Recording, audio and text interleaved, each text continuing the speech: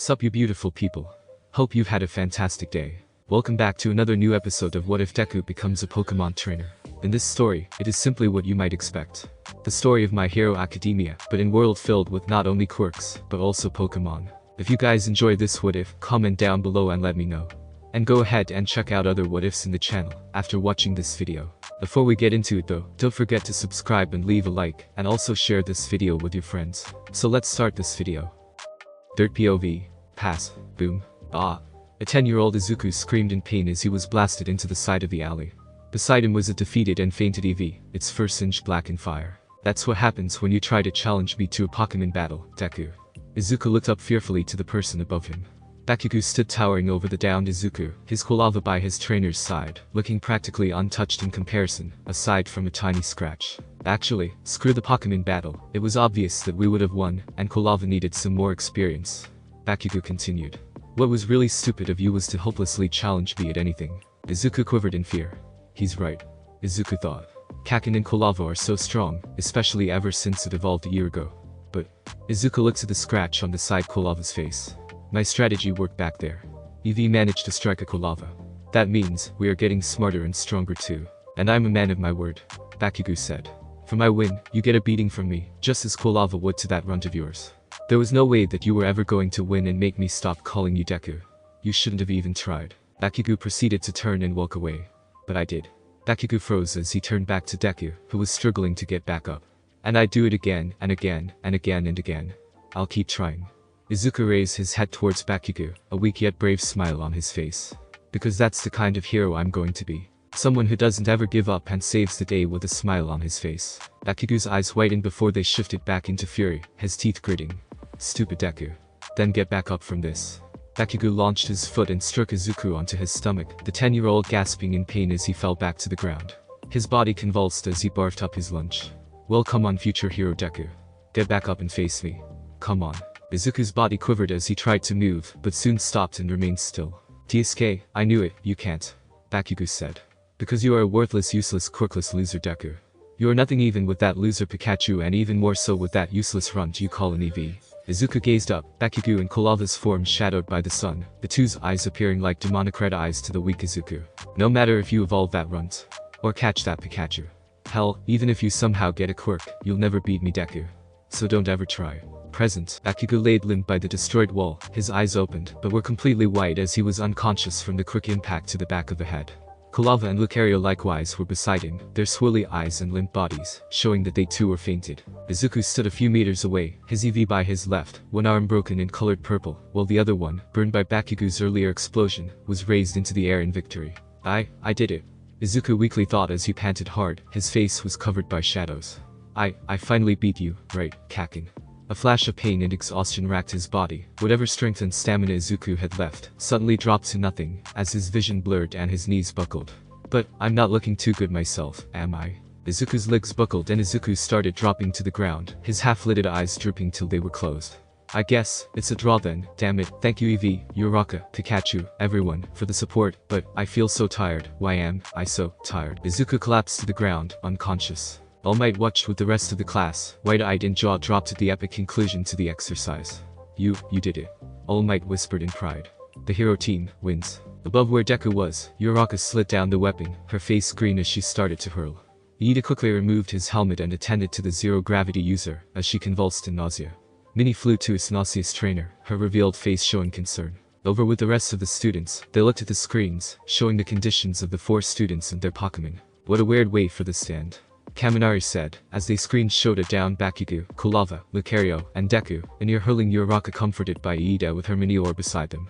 Almost both teams are on the ground, including the winners, yet Iida's still mostly untouched. How's the old saying go? Tokoyami muttered in question. The heroes may have ultimately lost the battle, but they won the war. This class is intense. Asui noted, as she stared at the now passed-out Midoriya being nudged by Eevee in worry, her finger over her chin in worry and thought. Midoriya put up a damn good fight, against that strong Bakugou guy no less. Jiru said. Even after using that crazy power and breaking his arm, he still fought on to win his fight. Although, she paused as she looked at Izuku's unconscious and battered form, biting her mouth in concern.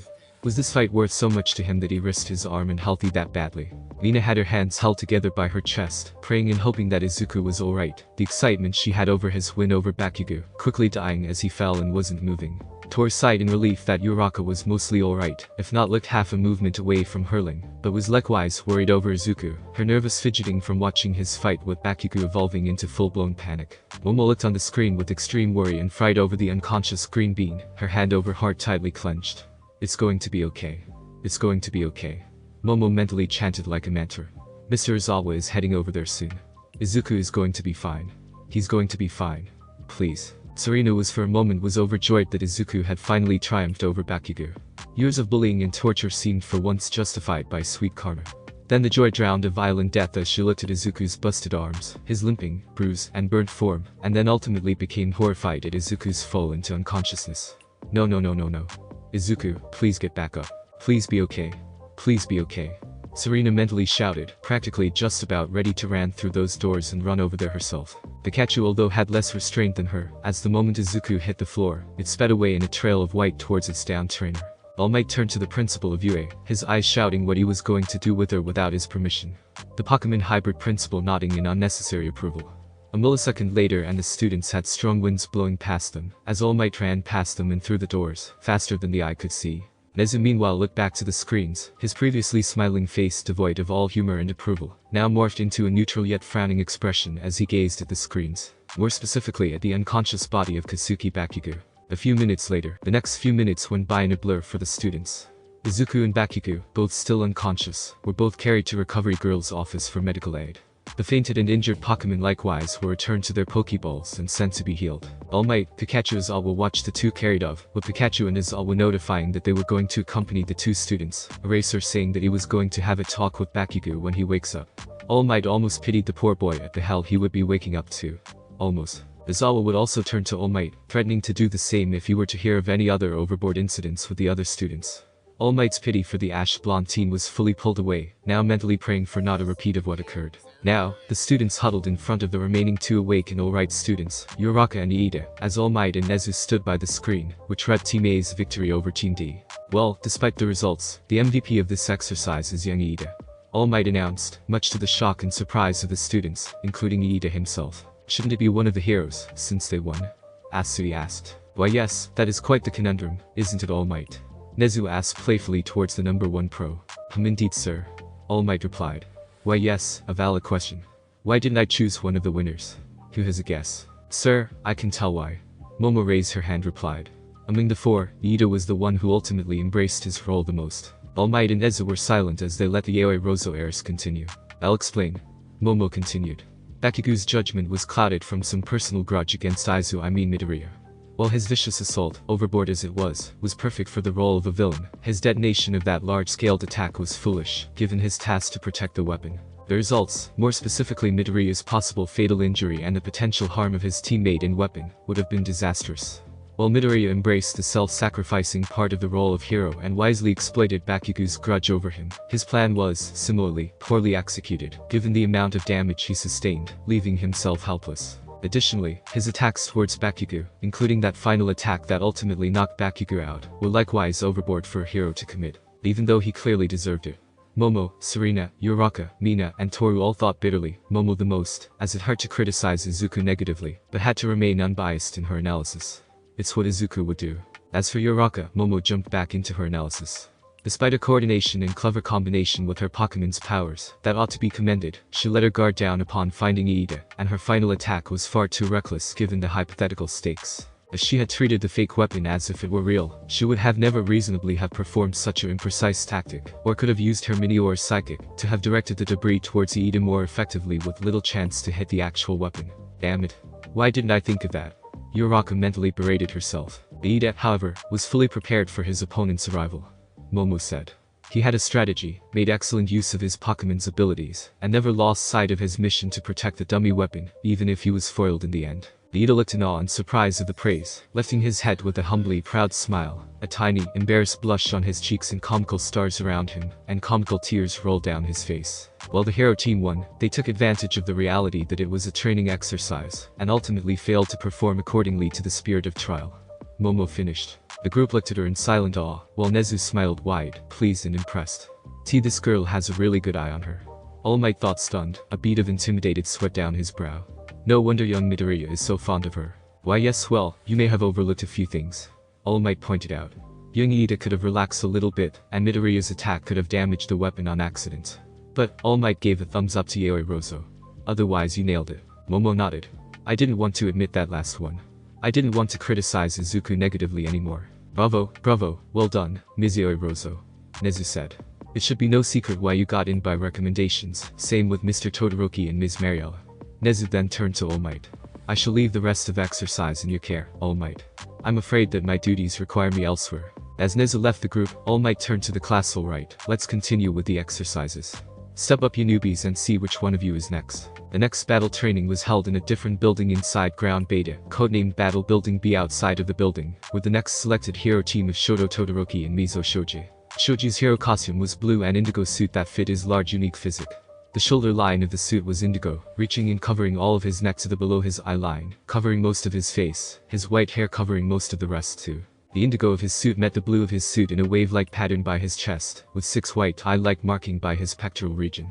He wore an indigo belt around his waist, a yellow eye-like marking on the front, while wearing blue, slightly baggy pants, with indigo lines going down the sides of his pants. His sleeves were fully open, allowing his 6 large muscles and webbed arms free and unrestricted. By his side was a large octopus-like Pokemon named Grapplect. Todoroki's suit was far more plain than his teammates, consisting of only a pair of white pants and a white dress shirt with long sleeves, 2 gold-colored straps around his shoulders. That was the normal half of his costume. His left side was entirely covered in ice. Even the left side of his face was covered in ice, the area where his eye was open, but showing an intimidating red eye. His left hand was the only part of his body that was ice-free. By his side stood a beautiful owl and 9 tails. Match 2. All Might announced through the intercoms. Team B will be our heroes, and Team C will be the villains. Inside Battle Building B, Momo finished setting up a few traps along the hallways near the weapon, and was about to set up metal bars to block the door to the weapon area. Momo brought out her Pokeball from her belt and tossed it up, revealing a Togetic, chirping happily as it was released. Beside her, stretching her arms and legs was Serena, now wearing large blue high-tech looking glasses that, in Serena's view, showed a HUD full of schematics and various numbers appearing. Think the specs and HUD mainframe that Tony Stark sees inside the Iron Man suit, and the style like a blue version of Team Flare Grunt's glasses, but more advanced. Beside her was her Piplup that was pumping itself up by punching the air with its short blue flippers. Shall we go over our plan again? Serena asked as she tucked her necklace inside her suit. When the timer starts and the exercise begins, you wait a few seconds before going out quickly and distract the heroes till time runs out. Momo said, as she created a code. When you are out, make sure to steer clear of the traps as subtle as possible. Alright, but why wait around a few seconds, and why the code? Serena asked her teammate. Todoroki's quirk appears to have some properties involving ice, and if he got in on recommendations, then he must be powerful. Momo explained. Well, my hero suit as well as allowing me to use creation with ease, it also makes me rather easily susceptible to cold temperatures. Alright, you're the boss. Serena said. Let's do our best, yeah Momo. Just like Izu. Momo nodded, a smile of confidence on her. Look alive kids. All Might announced once again. Show us you're the embodiment of good. Or evil. Let's go. The alarm sounded as the timer started. Over with the hero team, Shoji stepped inside the building, spreading his 6 webbed arms out, transforming the tips of his extra hands into ears, sensing and scanning the building with his ears.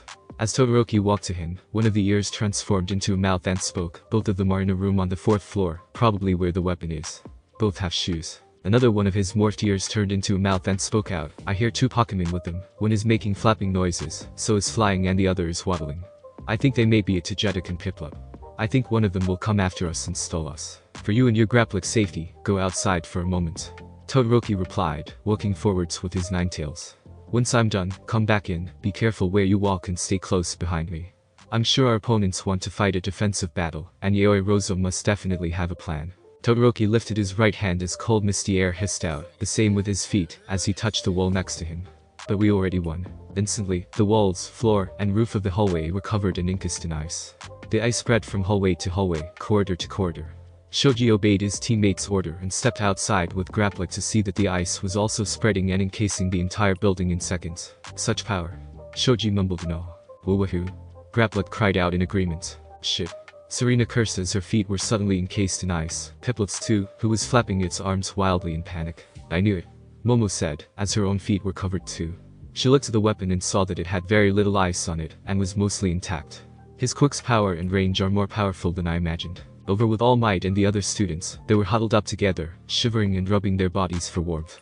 He incapacitated them, without compromising the weapon or his teammate. All Might stuttered out as he shivered from the cold. Take note of his technique, students. Present Mick. Shoto Todoroki.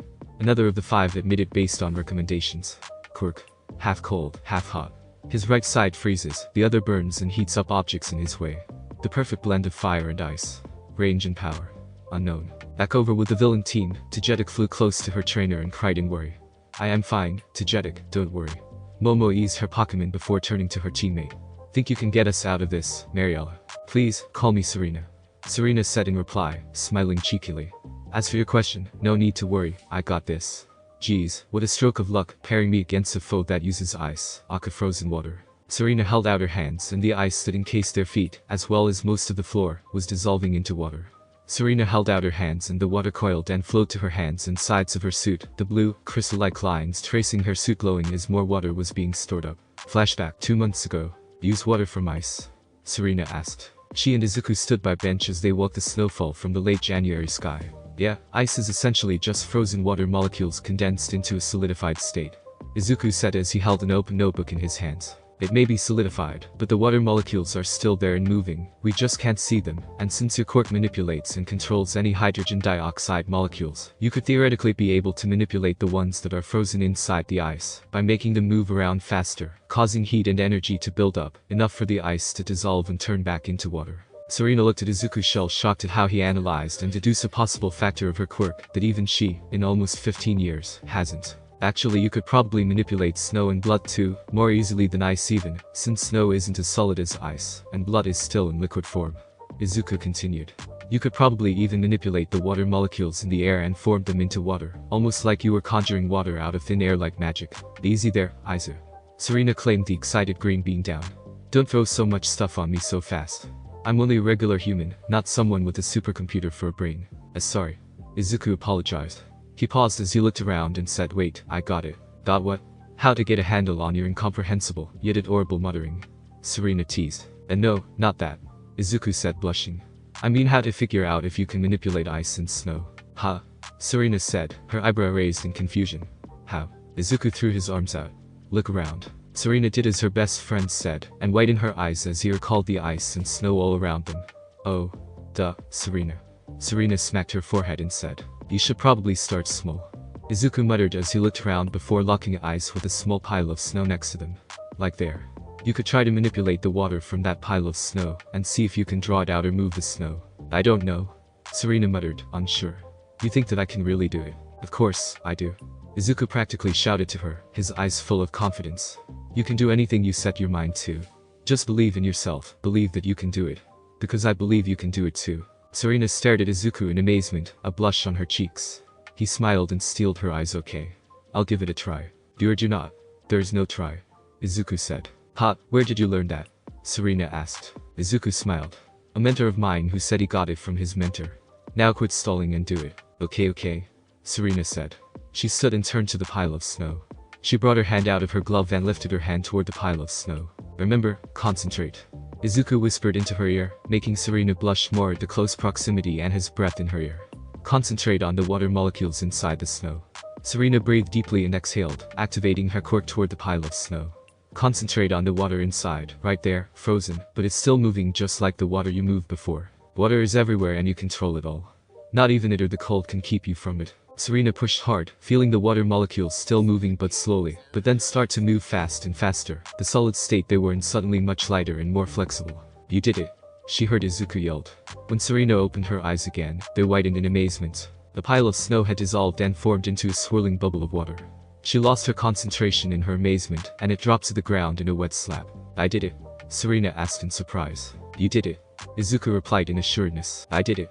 Serena muttered as she took in the reality of what she did. You did it. Izuku said with more volume in his voice. I did it. Serena yelled out too before hugging Izuku in a tight hug. Izuku was frozen for a minute before hugging back. Serena shed tears in joy. Thank you, Izu. She whispered in loving gratitude. Flashback over. Thank you, Izu. Serena mentally repeated her words from back then. You helped me discover more of myself and helped me grow stronger. Now I will use what you helped teach me and give it my all, just like you. As the last of the water was stored inside her suit and the ice around the door was dissolved, Serena said, "Alright, I'm off. Wish me luck." Serena and Piplup bolted out of the room, Momo quickly closing the door, and started sealing it with iron bars. Serena slid down the icy hallways by turning the ice into water, while Piplup slid down the ice on its belly. "Whoa, did she turn his ice into water?" Kaminari shouted in surprise. All Might nodded, saying indeed she has. Her hydrokinesis quirk allows her to control the water molecules around her to bend water to her will. Young Todoroki's quirk super cooled the water molecules in the air until they froze, but Serena's quirk allows her to move those molecules, the movement heating the frozen over water, and eventually dissolving back into water that she could use. So in reality, Todoroki's attack, in the end, turned the entire building into the perfect environment for her quirk to work. Tokoyami said. If her quirk can manipulate water in the air, then she would still have been useful, but now that the area is covered in ice, Mariella has now the advantage in the battle. Iida deduced.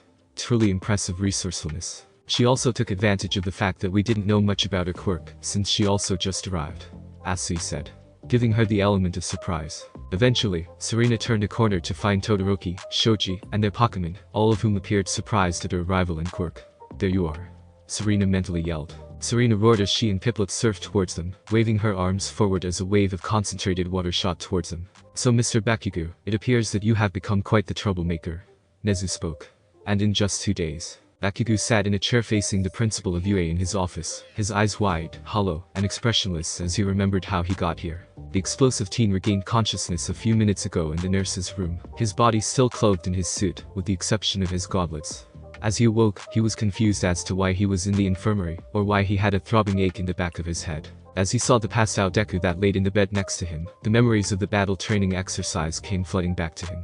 Him chasing a taunting Deku, unleashing his gauntlets explosions, getting yelled at by All Might, his and Deku's fight, and, lastly, Deku's last attack before he passed out. He was knocked out. Defeated. By Deku. By quirkless, worthless, useless Deku. Bakugou was consumed in unbridled rage and fury that he almost attacked the likewise unconscious teen, only to be stopped by a seriously pissed off Eraserhead. "Keisuke Bakugou, I don't have to try too hard to remember what I warned you about," Eraserhead said. "After all, it was just yesterday." Pikachu jumped onto Deku's bed, blocking Bakugou from Deku, glaring at his eyes with hate, electricity sparking off of the electric mouse Pokemon. "I warned you what would happen if you tried a stunt like that again, but you pulled off something even worse than before." Eraser continued. "You were warned to not use deadly force on your opponents. Yet you chose to disobey orders and used a move that would have assuredly killed Midoriya, if not leave him in critical condition. And your reason to use it was it will be fine as long as he dodges." Bakugou growled in rage and yelled back, "So what if I use that move, stupid? Deku's fine. I was just showing he was stronger, and why he was not supposed to be." Bakugou was cut off as his body was wrapped in Eraserhead's scarf. Bakugou froze as Eraser's glowing red angry eyes were inches away from his. "So you think that you know better than the us teachers and staff on who should be here or not?" Eraserhead questioned accusingly.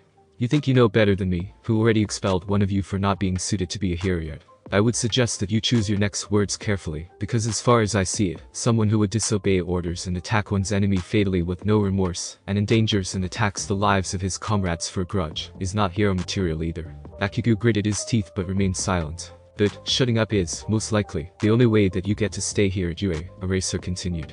"I told you before that this school is to train the next generation of heroes. What do you believe heroes are? Because if you say that they those who are the strongest and can do whatever they want, then I will expel you here and now. Heroes are meant to be servants and protectors of the public. If you use that gauntlet explosion in a civilian population because you were mad or desperate to win, would the property damage and casualties that occur be a service and protection to the public? Heroes are meant to apprehend and deliver villains to the police to pay for the actions, because we do not stoop to their levels. We use deadly force if it is the absolute last resort to subdue them and save civilians. So what does that make you, who use an attack that would have caused fatal injury, just to prove a point against someone you don't like?" Bakugou's teeth were grinding so hard that it was a wonder that they didn't break. He was about to snap back when Eraserhead said, "You said that Midoriya is fine. Does he look fine to you?" Bakugou froze as he looked towards Deku on the hospital bed. Deku's suit was covered in burns and scorch marks, his right arm was bandaged, his left arm was barely healed from the burns of his last attack, and his exposed leg was red and slightly swollen. Bakugou's eyes widened in shock as the memory of the fight replayed in his mind. Bakugou remembered how when Deku performed the powerful attack that destroyed the roof, his arm swelled purple and looked broken. Just like his finger. Bakugou thought. His finger broke when he showed the same power. That means that he was holding back. Does that mean Deku beat me while holding back? Bakugou felt like he was hyperventilating, panting like crazy. He was snapped out of his trance by Eraserhead. Since you are not answering, I am to assume that you don't have some loud retort to say. Eraser said. Bakugou said nothing. Fine, if that's the case, then you can see just how much trouble you are in for going too far in what was a training exercise. Eraser continued. Normally, I would have no qualms expelling you right here and now. Bakugou took a sharp breath of panic. But for right now, Principal Nezu wants to speak with you in his office. I guess the rat will decide your fate, whether you stay at UA or not. Now Bakugou sat in the presence of UA's infamous Principal Nezu. His blank and frowning expression would have made Bakugou quiver. However, all Bakugou could think of, his white eyes shadowed by his hair, was the same thought over and over. Deku was holding back. He was holding back. Does that mean, if we fought for real, Deku would still beat me? Let's review what has got you into so much trouble in just 2 short days, shall we? Nezu continued, ignoring Bakugou's lack of response. The first day you performed and showed impressive use of your quirk, but when Mr. Midoriya tossed the ball in his always assessment tests, you blatantly ran towards Midoriya, your demeanor and activation of your quirk, suggesting that your intent was to cause harm towards him. Now if I'm not mistaken, I was sure the assessment test was to see how far one could throw a ball, not attempt to cause harm to your fellow students outside of training. Is that right? Bakugou continued to remain silent. And now, today, during what was a battle training exercise, which both me and Izawa witnessed as well, you attempted to use a clearly lethal use of force against Mr. Midoriya, despite being given verbal warning by All Might to not do such thing. Nezu continued. To your credit, this was a battle training exercise. It would be foolish to expect of future heroes in training to not inflict harm on your opponents. Heroes are trained to combat criminals and villains for the sake of public safety. However, your use of your stored-up power in your gauntlets was clearly an extremely dangerous and deadly attack that would have caused massive, if not lethal, injuries towards Mr. Midoriya, along with risking the health and safety of not only your fellow opponent, Ms. Uraraka, and your teammate, Mr. Iida, but as well as risk the destruction of the full weapon that you were instructed in said exercise to protect. Bakugou gritted his teeth and clenched his fists tightly at having his mistakes thrown in his face. Overall, it is clear that by your aggressive attitude and temperament, your attack on Mr. Midoriya was either a show of your intent to cause harm towards Midoriya, without care for his life, and your judgment clouded by a grudge, or incompetence and lack of control or awareness of your quirk's power and lethality. Nezu explained. Bakugou wished he could retort back, but just remained quiet as the Pokemon-looking principal continued on. Now, the latter conclusion could be the one with the harshest penalty. Nezu revealed. You are still a young man, mistakes and failures in one's judgment are to be anticipated. However, that would not compute given your impressive show and use of your quirk in his always quirk assessment tests. It is clear that you have an impressive knowledge and practice over your quirk, that the only way for you to use such an attack, despite warning and possible fatal injury of your classmate, would be through clouded judgment through anger. So tell me, Mr. Bakugou, prove me wrong, which conclusion do you believe is the right one? Bakugou responded with silence. I take it by your silence that you know the answer already. Nezu said.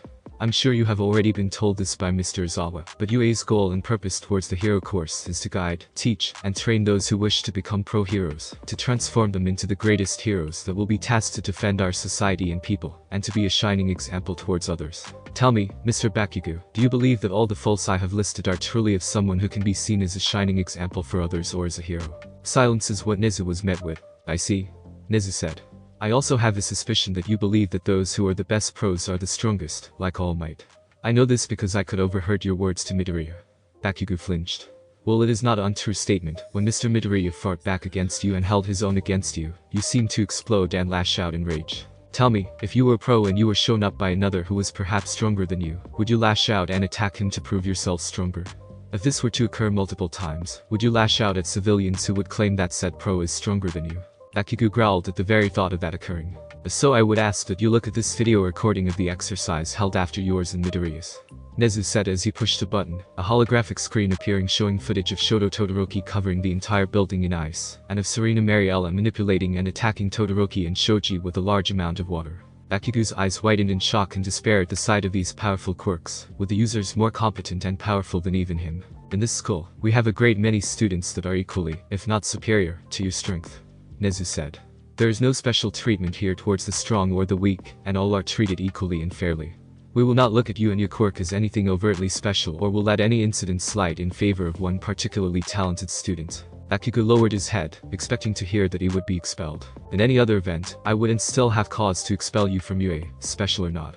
However, given that this took place in a battle training exercise, this can be excused. Bakugou's eyes widened in surprise. Your task in said exercise was to defend the full weapon, and to incapacitate or capture the hero team to win, which you attempted to do to the best of your ability. Nezu explained. Your use of deadly force despite warning can be excused as disobedience and poor use of judgment and restraint, issues that can be rectified with further training and discipline. As for apparent grudge towards Midoriya, I will make this 100% clear to you. Bakugou went pale at the amount of seriousness that Nezu showed. Bullying and harassment are 100% unacceptable, and will not be tolerated in any shape and form.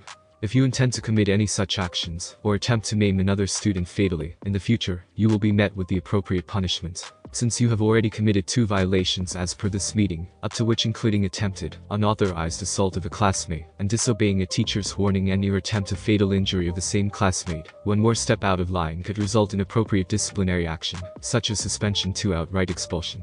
Do I make myself clear? Bakugou, shaking in actual fear, nodded and spoke out, "Why yes sir." "Excellent," Nezu said, the dead seriousness suddenly vanishing in place of Nezu's happy self.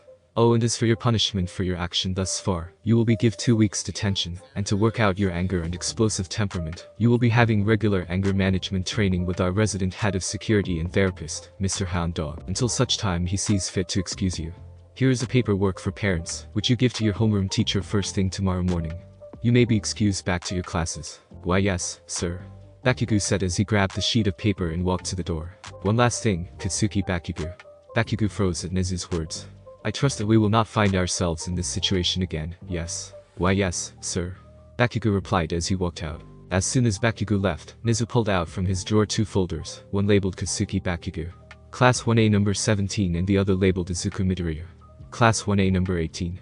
Nezu opened the folders, reviewing the background information of Katsuki Bakugou and Izuku Midoriya from their time at Aldera Junior High. More specifically, Bakugou's suspiciously perfect clean record and Midoriya's rather sloppy one. My, it appears that someone has been rather dishonest about certain students," Nezu said to himself. "It appears that I have some work to do." "That's a wrap folks," All Might announced as he faced the students of Class 1A, all of their battle training exercises complete. "Super work everyone. You all really stepped up to the plate and gave it your all. And we didn't have any major injuries except for Midoriya and Bakugou. You should be proud your Pokemon too. Excellent work. It's nice to hear some encouraging words after yesterday," Asui said. Mr. Izawa was kind of a buzzkill. At the memory of their homeroom teacher and the expulsion of one of their own on the first day of school, several of the students nodded in agreement, a fearful, anxious aura over them. "Haha. I am proud to bring such staggering positivity to my alma mater," All Might dramatically yelled as he threw his hands out. All Might suddenly paused as he looked over towards his left, a weird buzzing sound and feeling emanating from beside them. For a brief moment, he saw a shape of what he thought was, All Might sir, are you okay?" Serena asked. All Might quickly realized his spacing and replied, yes, I am fine. "Thank you for your concern, Ms. Mariella. Well, that's all for now folks. I should go check on young Midoriya's and Bakugou's progress. Now watch as a Pro X's." Like he was somewhere to be, All Might sprinted down the hall they first walked out of, blowing dust and wind towards the class. "Okay, guys, that is a hero," Kaminari proclaimed excitingly. "Oh man, I'll never be able to run that fast." Ajiro whined. As All Might ran, he thought of Izuku and Bakugou. "I cannot let my closeness with Midoriya affect my actions and responsibilities as a teacher.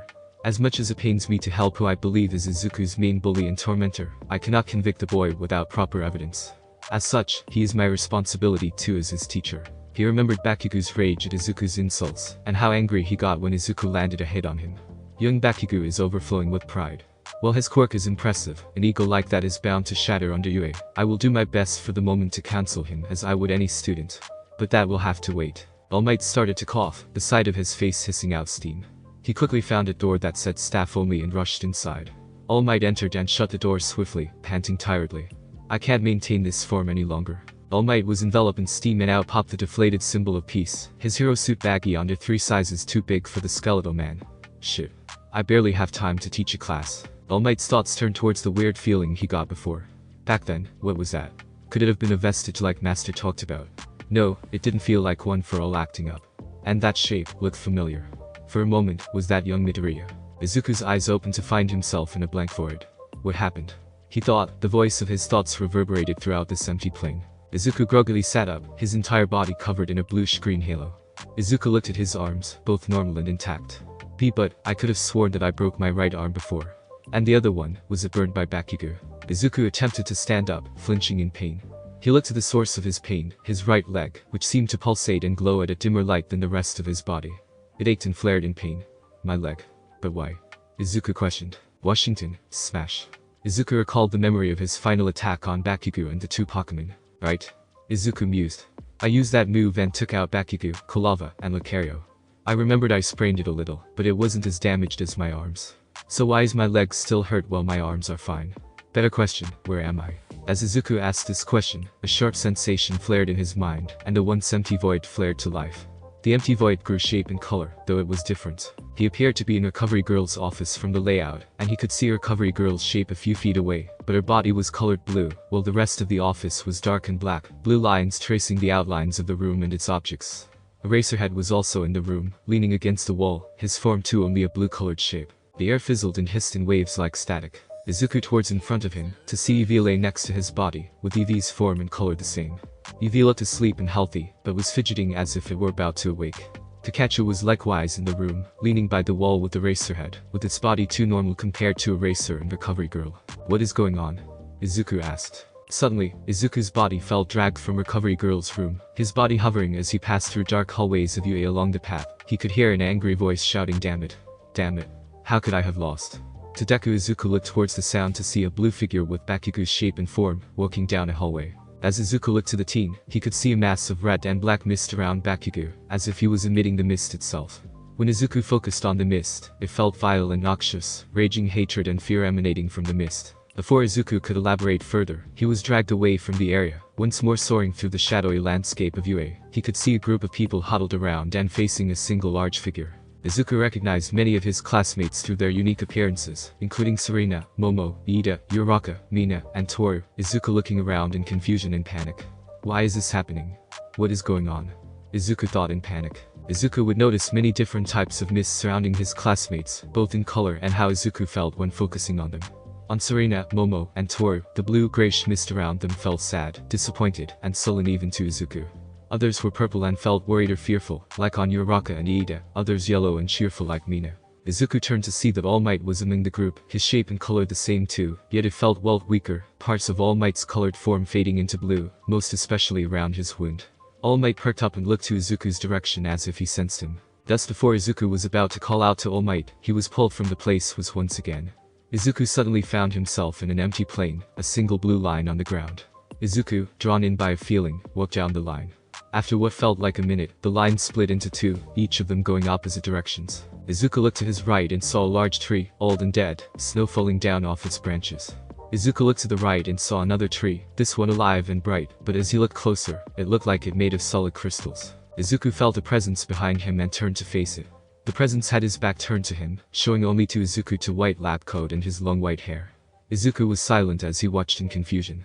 As he took a step and reached out to the mysterious person, the man turned facing Izuku.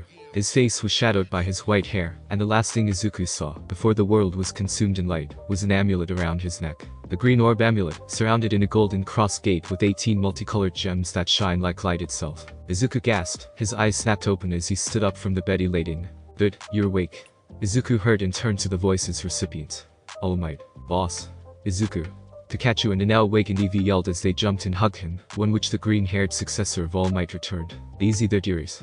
Recovery Girl stated as rolled her chair towards Izuku. "Don't make him strain his injuries." "What happened?" Izuku asked. "What time is it?" "It's late afternoon," All Might said. "You passed after your fight with Bakugou, you've been recovering since then." "Late afternoon?" Izuku asked loudly. "Yes, late afternoon," Recovery Girl stated as she poked Izuku's head with her needle cane. "That's what happens when you push yourself too hard. Your arms were a mess, and your right arm is still not fully healed. You even injured that leg of yours with that final kick." Izuku flinched. "Oh right. Are you Uraraka and Iida okay?" "Bakugou too." All Might stared at Izuku stunned. "You mean after all you went through and him nearly killing you, you still are worried for him?" Izuku nodded. "Ahahaha." All Might burst out laughing. "I say, young Midoriya, you really are something else." "Yeah, crazy is what he is," Pikachu said. "I'll leave you two alone for 15 minutes, and both of you nearly die, and you boss end up getting both your arms and your leg hurt." Izuku and Eevee rubbed their heads in embarrassment. "Whether the boy is insane or not, you have nothing to worry about, dearie," Recovery Girl said. "Your friends are alright and didn't sustain any injuries worth healing.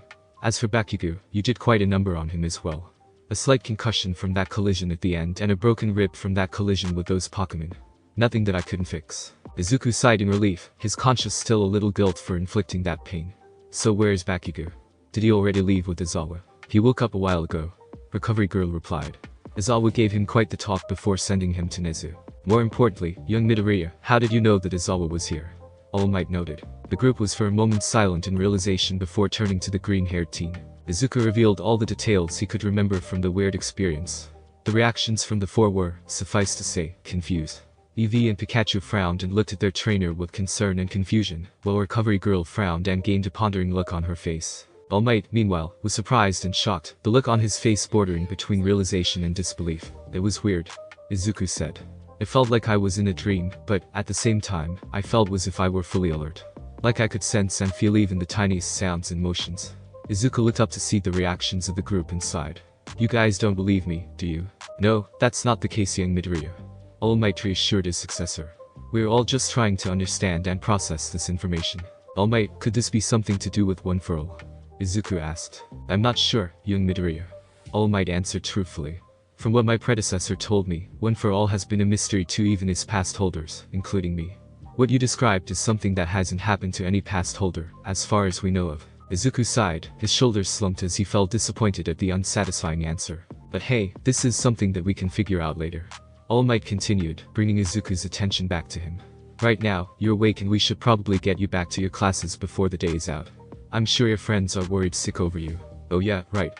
Izuku said, his face suddenly shifting to one of horror.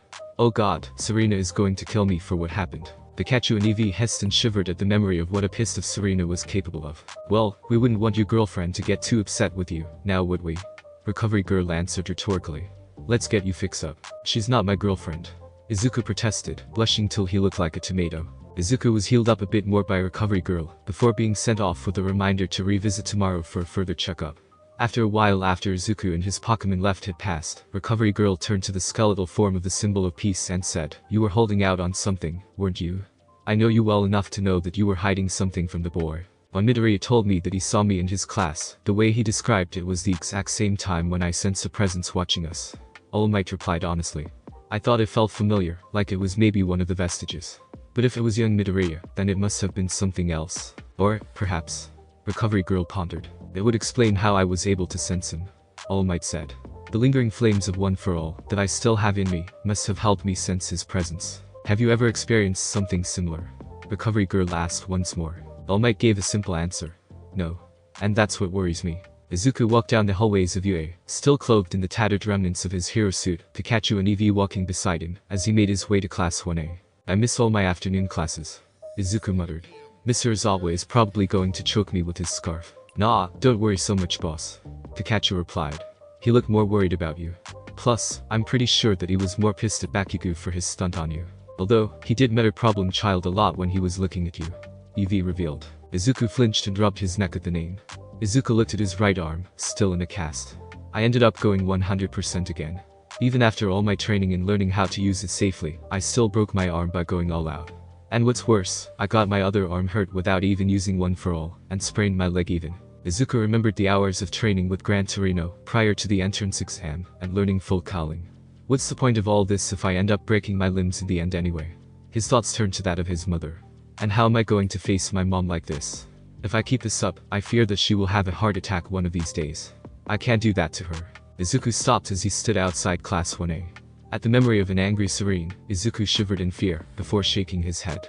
Well, time to face the music. Izuku slid the door open and was immediately met with a response. Izuku. Izuku was crushed into a hug, his blushing face pulled into a pair of breasts, and he knew by the scent of her perfume that the hugger was Serena. Oh, and her voice as she yelled at him while hugging him. Izuku. You idiot. Idiot. Idiot. I leave you alone for one day and you break your finger. I leave you again and now you end up with your arms and leg broken. I was so worried about you, you idiot. Don't do that again. It's okay, Serena. Izuku's voice mumbling came out of her shiny pillows. Recovery Girl healed me up alright. I'm alright. After managing to break free from Serena's hug, trying to wipe away the furious blush from his cheeks, he was met by a group of his fellow classmates, as they took notice of his arrival. Hey Midabro. Good to see you back, Super. Kirishima said, making pumped-up motions with his fists. Man, I don't know what you were saying back there, but you were so awesome. Dodging and fighting back in that super awesome powerful attack at the end. It was so manly. You held your own and even beat Bakugou, who's super strong. Nice work, dude. Zero said. By the way, the name's Han to Zero. Nice to formally meet you. You and Yoraka were so focused and fired up in that match that none of you's held back in our rounds too. Sato joined in. Thanks for the inspiration. Oh, and Sato's the name. Good to meet you. I'm Yuga Aoyama, and I must say your fight was far from elegant. What with those broken limbs, Aoyama popped in. But I must say that it was rather. Midori. Aoyama was cut off as Izuku was collided into and hugged by a certain pink alien-looking girl. You were amazing back there, Midori. I'm so super duper glad that you are alright. Mina said as she hugged the broccoli-headed teen, her arms wrapped around Izuku and rubbing her cheeks onto his own blushing ones. Did the mean Bakugou hurt you so bad? Don't worry, Mama Mina is here to soothe those boo-boos away from my Midori. My Midori, Izuku thought, confused, as his face looked like a tomato as he felt Mina's breast press on his arm. Easy. Izuku heard Tori's voice as he felt a body press onto him from his right. You are alright. I was so worried about you. I nearly had a heart attack when you used that powerful punch. Why do you always insist on breaking your arms in a fight? I am sorry, Tor. Izuku managed to speak. I was just. Hey Tor, don't you think that you are a little too close to Midori? Mina interrupted, herself smiling but her eye twitching. He just got back from the infirmary. We don't want to send him back because you hugged him too hard. As if you are one to talk. Tor replied. You are doing the same as I am. Plus, Izzy and I are friends. He doesn't mind my closeness. Midori and I are friends too. Mina responded. And my hugs are known to make people feel better. Hey, if anyone gets to hug Izu, it's me. Serena yelled jealously as she hugged Izuku from behind, Izuku blushing even hotter. He and I were friends far longer than the rest of you. We are far closer. Oh yeah, he was very close, when you were smothering him in your boobs, Serena. Tor replied. As the three struggled for control of Izuku, the guys looked on with sweat drops. Oh man, sorry Midabro, but even I can't help you when Mina's all motherly. Kirishima thought. Especially when it's to someone that she really likes. I feel like we just got sidelined here. Seer thought. Man, the little guy certainly got popular with the girls quick. Sato thought. Lucky man. She stole my flare. Again. Aoyama thought bitterly. Girls please, let go of Izuku this instant. He is in no shape for such action. Izuku turned to see Momo coming towards them. Please think of Izuku's feelings before your own. The girls immediately responded as they let go of Izuku. I'm so sorry Izu. Serena apologized. Yeah, sorry Midori, guess we got too carried away. Mina jumped in with her own apology. Sorry Izzy. Tori apologized as well. It's okay girls, really. Izuku replied. You guys were just worried. I understand and appreciate it. Izuku turned to Momo and smiled gratefully. Thank you Momo. I'm sorry if I worried you too. Momo walked up to Izuku and gave him a tiny flick to the forehead. You better be. I was worried sick over you that I barely concentrated all throughout class. Momo then smiled and brought Izuku into a hug of her own. I'm glad you are alright, Izuku. Izuku blushed furiously once again, the other girls grumbling behind him jealously. As Momo and Izuku broke up their hug, Izuku heard glad to see you are alright, Midoriya. Izuku turned to see another of his female classmates, Sayu Asui, standing to his right by the guys. You had us all worried. Thanks Izuku mumbled. Oh yeah, I guess we didn't formally talk to each other either. Asui pondered before holding her hand out. I'm Sayu Asui, but please call me Tsu. Nice to meet you. Izuku smiled as he shook the frog girl's hand. Izuku Midoriya. By the way, I gotta ask, how did you learn to dodge that well? Asui said. Your jumping and dodging skills were impressive. Oh? Izuku muttered, trying to come up with a lie that didn't reveal his training by All Might, his Pokemon, and Gran Torino. I got some of my help from Pikachu and Eevee. They're so good at dodging with their speed that I tried to emulate them. Plus, I took notes on some of All Might Cinderace's moves. Think you can help teach me those sometime? Asui asked. I'm sure we can both learn some more moves, what with my quirk being good with my legs. You are sure? That sounds great. Izuku said, his eyes brightening at the thought of more training. By the way, what's your quirk? I'm guessing it has to do with amphibian Pokemon. As both green-haired teens talked, the four girls looked on with jealous narrowed eyes. Don't tell me I've got another rival, the girls thought. The guys stared at the green cinnamon roll in surprise. Did he just snag another girl? This guy is crazy good. The guys thought. Pikachu and Eevee meanwhile watched the interactions, the electric mouse laughing like a madman. Ahahaha. Oh, the boss will never know how funny this shit is. Pikachu laughed out. Funny as it is, at least Izuku's making friends. Eevee said smiling. Have you ever seen him this sociable before, Serena? Pikachu stopped laughing as he watched his partner talk and interact with his classmates, smiling brightly and warmly. Pikachu too smiled. No, never had. Pikachu replied. Was it around when he was still friends with that blonde douche? All I saw was him getting laughed at and beat up. Eevee sadly remembered those times, being a recipient of the ridicule from the Pokemon of their trainers, most especially Kolava, or Cyndaquil as he was before. Still, if he had to withstand all those years of bullying and ridicule to get where he is now, happy and working towards his goal, I'd say it was worth it. I guess. Pikachu said. Kayaka watched the scene from afar while she conversed with Tokoyami and Ejiro. Ha, Greenie sure has gotten popular. Especially with the girls. Kayaka thought as she saw right through the girl's actions. She looked towards their target of affection, Izuku Midoriya, who was smiling as he agreed to train and show his grapple moves from before with Kirishima. Although, he's kinda cute. Ugh, so noisy. Tokoyami muttered as he watched the scene too, along with Izuku's bright smile. And so bright. It hurts. Tokoyami. Ida came running from nowhere shouting. Get off of that desk this instant. Stop using it as a chair. Dude, you need to chill out. Kayaka suggested to the engine cork user. Are you carrying a lot of tension there, man? Ajiro asked. Do none of you get it? Ida questioned as he shook before shouting out, I cannot abide when others disrespect Shual property.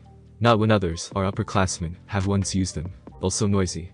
Tokoyami grumbled. Ida never relaxes, does he? Izuku thought. The other door to the classroom opened as Kaminari and Uraraka walked out, both of them carrying stacks of books. So, anyway, wanna grab a bite to eat sometime? Kaminari asked. What kind of stuff you like? Well, anything sweet but Deku.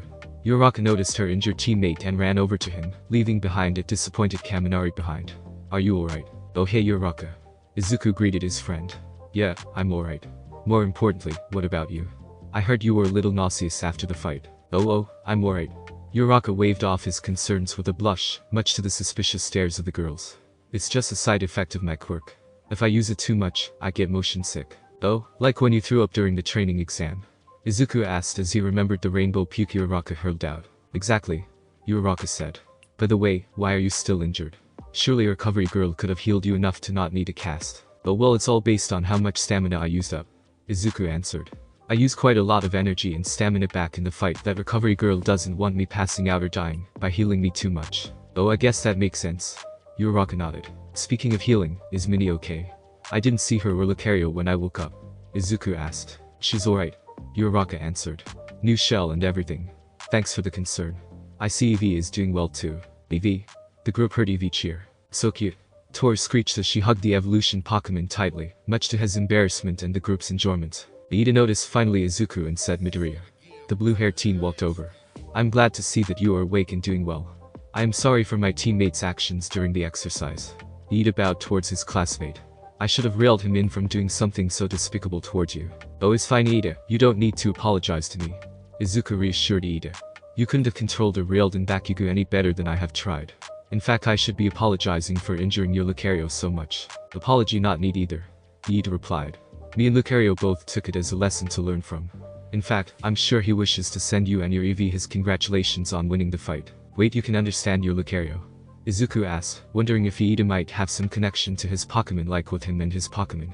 As much as any trainer can understand one's Pokemon. Ida answered. Lucario can often translate his thoughts into my mind using his aura. In fact, he claims that you have a strong aura about you too. That's why he found it hard to read you, especially with Bakugou's rage clouding his senses. Izuku was about to ask further about what Lucario meant, but noticed that Bakugou's seat was empty, and there was no sign of him. Hey guys, do you guys know where Bakugou is? The group frowned at the mention of the explosive blonde, Serena, Momo, Mina, and Ida frowning the most, but Uraraka answered with, he just left after he came back from the principal's office. We tried to stop and talk to him, but he wouldn't listen. More like interrogate than talk. Serena bitterly thought. Izuku frowned, a pensive look on his face before ultimately making up his mind. I'll be right back. Izuku said before he went out the door and took off. Wait, Izuku. Serena shouted as her crush ran off, Pikachu and Eevee running by her side. She frowned as she thought, don't tell me that you think he's still worth your friendship. Izuku ran down the halls and stairs of UA, all the while remembering Bakugou's words during the fight. You talk big, but you are still shaking. Bakugou growled. You are still afraid, yet you are fighting me anyway. That's why I hate you. Izuku gritted his teeth. Damn it. You were tricking me for years. Weren't you laughing bang my back as you had a quirk all along? Izuku clenched his left hand. Don't tell me that's all you got. Or were you holding back? Where was that strength you used during that ball throw yesterday, huh? Izuku continued running, thinking in his mind. I have to tell him. I can't let him leave without telling him the truth. Izuku ran out the front door and found Bakugou walking out of UA's main gate. Ka Bakugou. Izuku yelled. Wait. Bakugou froze in his tracks, turning back with wide, hollow eyes. What? He whispered in a growl. Come to gloat on your victory, Deku. Izuku stopped several feet from his former friend and said, I have to tell you something. Bakugou stayed silent, waiting for what Deku had to say. Meanwhile, Izuku mentally struggled with what to say. Should I tell him about One for All? I promised All Might that I wouldn't tell it to anyone. I haven't even told my mom about this. But I can't just let him go without explaining myself. Izuku's thoughts turned back to that fateful day, when Bakugou said those words of advice, when he brushed off his help from the sludge villain, and just recently, during the ball toss and the battle training exercise. No, I can't tell him about that. He wouldn't accept it. He will think I was lying. And even then, he could probably hate me more if I tell him about All Might. As much I hate to, as much as I don't want to, I have to lie to him. I wasn't hiding my quirk from you. Izuku revealed. I truly only had it recently. About a month actually. Bakugou perked up, his eyes still wide and shadowed but attentive. My quirk, it's called Aura Force. Izuku explained. It works by using my own life energy to boost my strength and speed. But I know that you figured that out from before. But the reason I only had it now is because my body wasn't ready for it. It was a late blooming quirk. If I use too much, it breaks my body and I end up helpless. And I couldn't use it from our childhood because I didn't know about it then. My aura was building until it got to a point where it can finally be used, but I broke my arm the first time I used it. I got a handle over how to use it, but I still have little control over it. Bakugou started growled softly. Izuku continued with, I know it sounds absurd, like I'm lying about it, but I'm not. I never lied to back then Bakugou. I just wanted you to understand that.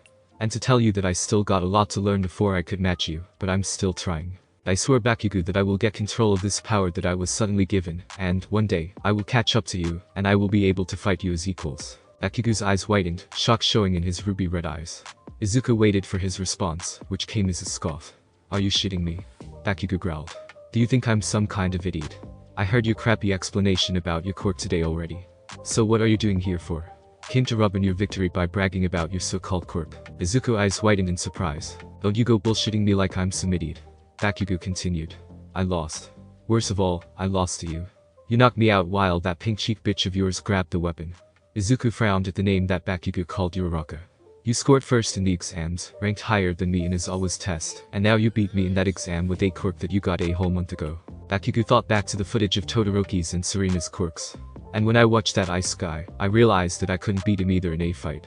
And that water chick that's clinging to you could beat me too. Crap. I even agreed with what that teacher in Rat said about me. My attack was so stupid and it was all because I wanted to beat you so bad. Damn it. Damn it. Damn it. Damn it. Bakugou clenched his fists. I don't care whether you have a quirk or not. I don't care about you trying to say that I'm still stronger. I don't care for that useless bullshit of yours. I don't even care that you are not calling me that dumb name either. Enjoy that win of yours, Deku. Bakugou raised his head, glaring at Izuku with teary eyes. You won't get another. I'm just getting started. Got that I'm going to be the #1 hero no matter what. Izuku glared back at Bakugou with unwavering resolve, Bakugou gritting his teeth in rage to hold back his tears of defeat and shame. You'll never beat me again, you bastard. Bakugou turned around, wiping away his tears, and started to march away. Don't even try. So, this was all about your pride. Izuku deduced in thought. Then I'm sorry, Bakugou, but I'm not going to give up just because you want to be #1. I'm going to be more than #1. I'm going to be the greatest hero in the world. I made a promise. Izuku thought back to that day when lost a Pokemon battle to Bakugou, and he beat him in that ally. He remembered what he said. Izuku clenched his fist. But I will. Bakugou stopped as he turned back, Deku glaring back at him as he spoke. I'll keep trying again and again. Because, #1 or not, that's the hero I'm going to be. A hero that never gives up with a smile on his face. Bakugou gritted his teeth, enraged, but walked away nonetheless. Meanwhile, eavesdropping on the scene behind a pillar, Serena stared at two, one with pride and concern, and the other with anger and resolve. Pikachu and Eevee watched the scene too, one looking at Izuku in concern, the other glaring at Bakugou's retreating form in hatred. All Might, still in his skinny form, stood behind a tree, overhearing his Izuku's and his former friend's declarations in silence. Mina, Acheko, Momo, Sayu, and Toru watched the interaction through the windows above. I wonder what that was all about. Mina questioned, watching as Bakugou walked off while Midoriya walked back towards the school. A fated battle between rivals. Uraraka dramatically declared. Whatever Midoriya said, it looked like Bakugou wanted to punch him. Sayu spoke honestly. Aizy doesn't look too happy either. Toru pointed out. Childhood friends, now turned bitter enemies. Momo said. Bakugou's fire has been lit. He's not going to back down. Izuku thought as he walked back. But neither will I. I'm done chasing after you, Bakugou. Now, I'll start trying to surpass you. A few hours later, night fell onto UA, with a single light shining inside the school, inside Nezu's office. Nezu watched the footage of Midoriya's fight with Bakugou, looking closely at Izuku's final kick, pausing exactly at the time when Midoriya's leg glowed in a blue halo. There? Nezu pointed out. He subconsciously used it. It's not the power residing in One for All, it is clearly the power residing in himself. Don't you think so, Master Taishi? Walking out of the shadows, the light of the holographic screen illuminated the figure to reveal the man in the white cloak, the unique 18-gem amulet hanging by his neck. Indeed. He spoke in a voice like silk. His power is truly impressive. In fact, just earlier today, Hiyori walked in his slumber and saw me. Did he? Nezu asked, himself for one surprise. Without any training. Haha, Mr. Midoriya continues to surprise. So, do you believe he should be trained? It's not a matter of should. The man, Taishi, said. It's that he must. He grabbed his necklace and brought it to his face, the middle green orb reflecting his shining glasses. I will not let such a student fall prey to darkness. Not again. Elsewhere, did you see this joke? A voice said, a newspaper landing onto the orange-lit counter of a bar. On the newspaper, the article's title reading All Might becomes you a teacher. Closes agency temporarily. It says he's a teacher now. The voice spoke again, raspy and vile, as the speaker placed a cup of beer onto All Might's face, staining his face in water. Hey. The speaker said towards a man in a suit, a metal brace around the neck, and his head and face nothing but a smoking, black and purple mist with yellow eyes. What do you think will happen? A large mass of purple muscles loomed behind the speaker. When the mighty symbol of peace, the man's body was lit by the orange light, revealing a skinny pale man in black clothes, messy grayish-blue hair, and white hands all wrapped around his entire body. A hydreigon floated out of the shadows and floated beside the man covered in hands. The man looked at the article again, a ruby-red eye filled with malice and madness, peeking out from the hand covering his face. Is finally killed by the villains. Thanks for listening. I do hope you enjoyed. If you want the next part of this video, like, subscribe and comment down below, and turn on the bell notification. And also check out other videos that I have created and enjoy. See you in the next video. Peace.